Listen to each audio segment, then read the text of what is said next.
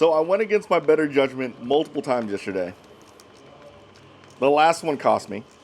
In the second qualifier in Nitro buggy, my car was making a weird noise, like a rattling noise. I knew what it was. My clutch bell bearings. I told myself, you know what?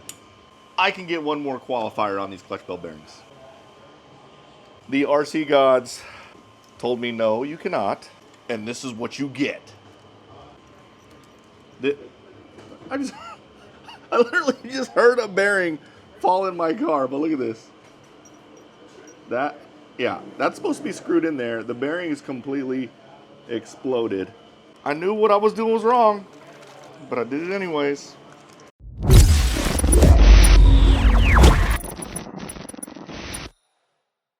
What is up, guys? My name is Mark Senmaria. Welcome back to the channel. Welcome back to the RC vlog. Guys, this past weekend, I drove Nitro buggy for the first time in a very, very, very long time, and I made several mistakes at this race. I knew what I was doing was wrong, but I did it anyways. We're gonna go a little old school. I'm gonna show you some footage that I got at the race. I'm gonna do a little voiceover, so let's do this. Should be fun. All right. So the first thing I did wrong is I'm running a brand new buggy. A brand new buggy that I have never even put it on the track. Like, I literally just got done building it. I put a new engine in it, and yeah, I'm running it. So the other thing I did wrong is I have a new pit guy.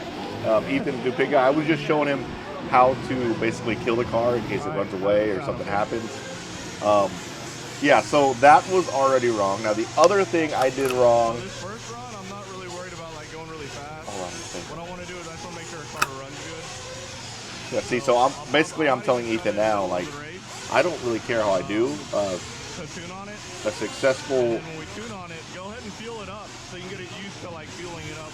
A successful run here would be just, you know, getting some track time with the car. But the other thing I have that's new in this run for the first time ever is a new radio. So I'm using a new radio also. When I wiggle the wheels is when you put me down. So I'm teaching Ethan some of the like pitting strategies or tactics. So basically I told him that when I wiggle the wheels is whenever you drop me. Because sometimes you're in a situation where you can't talk to your pit guy or you lose communication. So if that's the case, he knows when I wiggle wheels, put me down. It looked like I was adjusting my brake. Almost like you need to slow my steering down.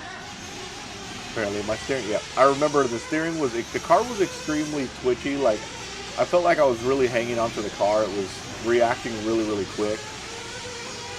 So right off the bat, the car was extremely reactive. Twitchy. I wanted to slow my steering down. I needed to adjust my brake. Like, all different types of things were going wrong. But again, these are things that go wrong whenever you're in a brand new car. And then I got no bottom end. Apparently I have no bottom end. So Ethan wasn't, well versed in tuning. So I wasn't able to like tell him, all right, I need to come in, lean out my bottom end, but I knew I needed to tune on a little bit. But that was, again, just a run to really get an idea. Really get an idea of what I needed to do for the second run. So first time on the track, brand new car, brand new radio, brand new engine, brand new pit guy, brand new fuel. Yeah, you just make sure. So basically, it will go all the way over at a big race. And then go back. So I'm teaching him how to set the engine at bottom dead center after I'm done. That wasn't bad. Yeah. I'm not too upset about that. I mean, that was a success. It was tough, but it was a success. You can keep your headset on if you want.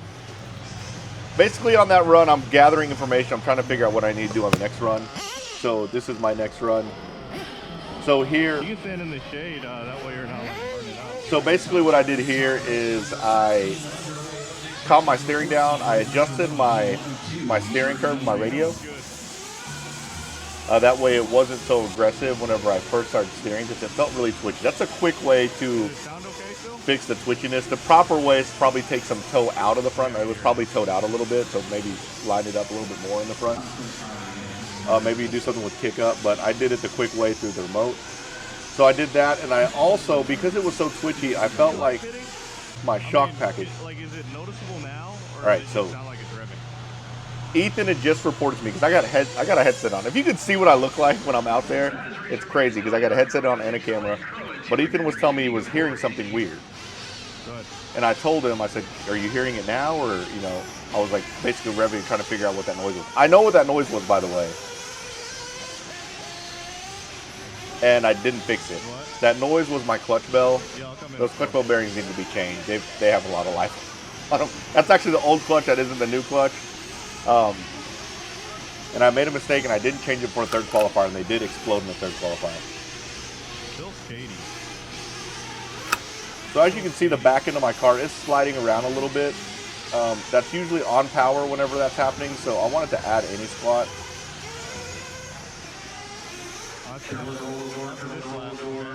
It didn't feel bad, though. It felt drivable. You hear me? I'm coming in this lap. So right here, we're going to do a quick pit stop.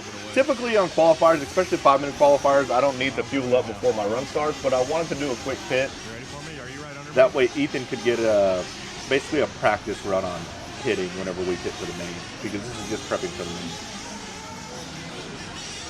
So you see how Ethan couldn't pick the car up there? It's because that split shock tower on the new Tekno, it doesn't have like anywhere to grab your thumb on it. So he's having a hard time. Good. Now I did prep Ethan on that pit stop. Basically I told him whenever I come in, after he Right after you see it kind of clear out, then you can just go and drop me. after he pulls the fuel bottle out, I'm going to clear it out. After he gets it, you can see that it's cleared out to put me down, but to throw me forward, not to slam me down, because that can blow your diffs if the pit lane has got a lot of grip. So the car actually felt decent in the second round. And then I do laps like that, and I'm like, maybe it doesn't need more anti-squat. I say decent because I could drive it for 5 minutes, but I think the car would have been a handful to drive for 30 minutes, which is what the main was. So right now I'm thinking I want to add some anti-squat. And that is what I did for the main. I added some anti-squat. But for this qual, again, I slowed my steering down, and then my shock package was too stiff, or I'm sorry, too loose, so made the car really twitchy. So I've added thicker shock oil, and it calmed the car down a little bit. I just told Ethan to leave the car running, so when I go down there, I can check my idle. After that was about 6-7 minutes on the track, I wanted to hear how it idles, and it was perfect. Engine-wise, my engine was perfect. It was just suspension tuning and car tuning that I need to work on. He's gonna know, like. So that was the second qual. Third qual, I did blow up my clutch bell bearings, but the car did feel good. I felt like it was good enough to run in the main. Now this is before the main. I'm basically teaching Ethan what to do, how to do things. Like whenever in the third qualifier, I asked him to do some needle adjustments, some carb adjustments. He couldn't find the needle, so right now I'm explaining to him how to, like, where to see the needles, where to find the needles. And then the mid-speed needle, I told him to never touch. Here is Ethan doing my start. This is his first Nitro start, so this was fun. So they do up, and then they go down and quiet. That's down and quiet. And then they go. So you can see how many cars started that race. There were about 11, 12 cars that started that race.